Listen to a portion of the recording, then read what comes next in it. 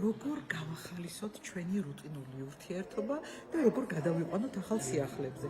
ამისათვის შეიძლება გადავდგათ შემდეგი ნაბიჯები. პირველი, წვრილმანებზე მუშაობა. ნახე რას ნიშნავს წვრილმანზე, როცა ადამიანს დავუფასებთ იმას, რასაც აკეთებს ელემენტარულ, თუნდაც ადილი გააკეთა, თუნდაც ჩაი მოადუღა. ანუ ვალდებული კი არ არის, არამედ ამას აკეთებს, იმიტომ რომ ჩვენ უყვარვართ.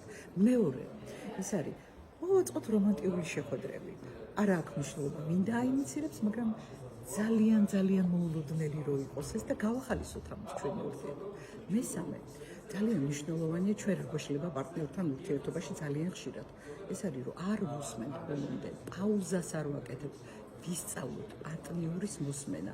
ეს ნიშნავს მე ვაფასებ ამ ადამიანს და მისი აზრი ჩემთვის საინტერესოა. გულისხმობთ მოსმენამდე სანამ დავაყოლ დავიქდი რომ მოусმინო, პაუზა გავაკეთე.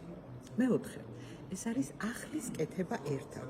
რაიმე ახალი გავაკეთოთ, ან სადილი გავაკეთოთ ერთად, ან რა ვიცი, ხატოთ თუნდაც, ან ახალ ქუჩაზე გავიაროთ, სადაც აღმოვაჩენთ ახალ შენობებს, ახალ სილამაზეს და აი ამ ქუჩაზე თურმე ყვავილები ყოფილა და არ შემიჩნევია. ასევე ძალიან მნიშვნელოვანია მეხუთე, მადლიერება, რომ გავუხატოთ ადამიანის მიმართ. და თუ ეს მეჩვევაში არ მაქვს, მოდით აი თუნდაც დღეიდან ვთქვათ, ავიღოთ 30 დღე. 30 დღის განმავლობაში ყოველ დღე უთხრათ ჩვენ პარტნიორს, მე რისი მადლიერი ვარ, ხო? მაგრამ ამას ყველაფერს მე ვერ გავაკეთებ, თუ არ იქნება მე-6, ეს არის საკუთარ თავზე ზრუნა. ზრუნვა, მე თუ საკუთარ თავზე არ ვიზრუნე და მე თუ არა ვარ საინტერესო, სხვას ვერც დავაინტერესებ და ვერც სხვაზე ვერ ვიზრუნებ, ხო? ძალიან მნიშვნელოვანია ასევე გაზიარება იმისი პარტნიორისთვის, თუ მე რა მინდა. ჯადოქარი ხო არ არის რომ მიხვდეს რა მინდა და შენც ვერ მიხვდები მას რა უნდა ვკითხო და მანაც მიპასუხოს რომ ან ეს მინდა, ან ეს მინდა.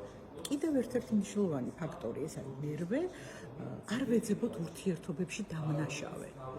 არამედ ვეძებოთ საკუთარ თავში, ვინ არის დამნაშავე? უბრალოდ დამნაშავე სიტყვა არც მომწონს. ვეძებოთ ის, რატომ მოხდა ის, რაც მოხდა. ანუ შევხედოთ შემთხვევას და არა პიროვნებას. და ბოლოს ყველაზე მნიშვნელოვანი მე-9 ეს არის პატიების უნარი.